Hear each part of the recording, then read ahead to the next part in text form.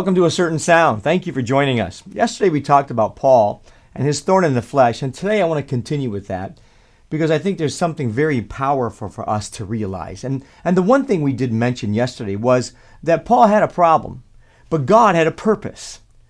And God always has a purpose when you're faced with a problem.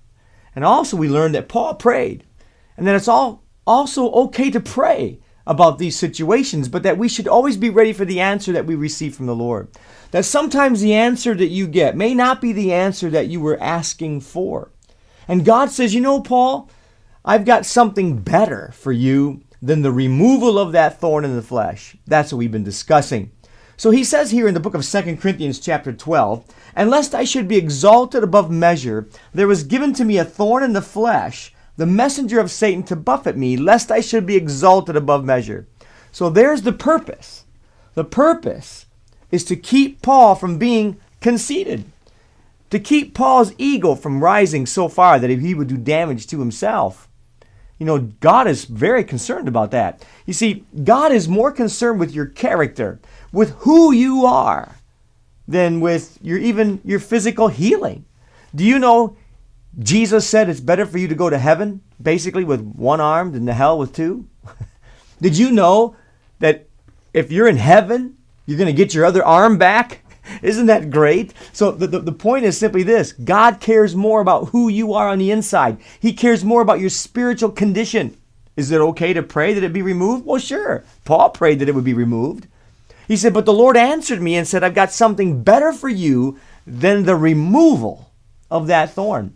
And he said, that is this, my grace. Number one, we have the problem. Number two, we have the purpose. Number three, we see the prayer. Number four, we see the promise, which is the answer to his prayer, which is this. And he said unto me, verse 9, my grace is sufficient for you, for my strength is made perfect in weakness. Isn't that great? That's great to me. I want you to know, friends, his grace is enough for you in any situation.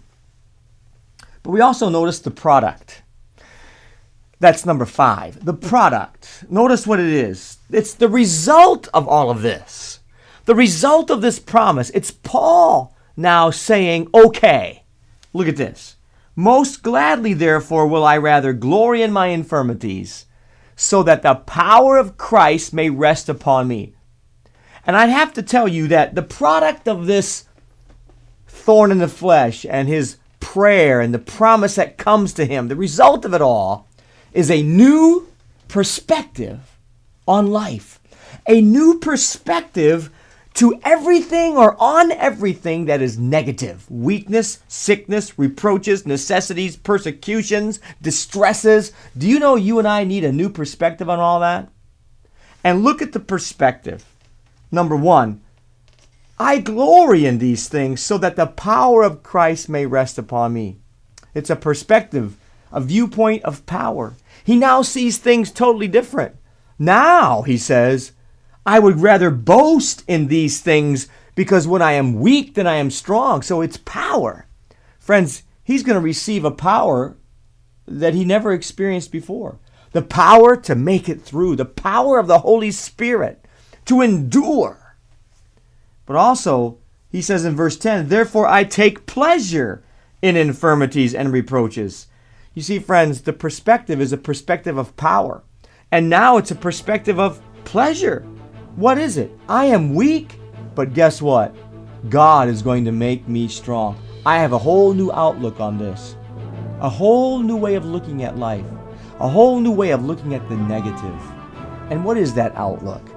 That all things work together for good to them who love God and are called according to his purpose.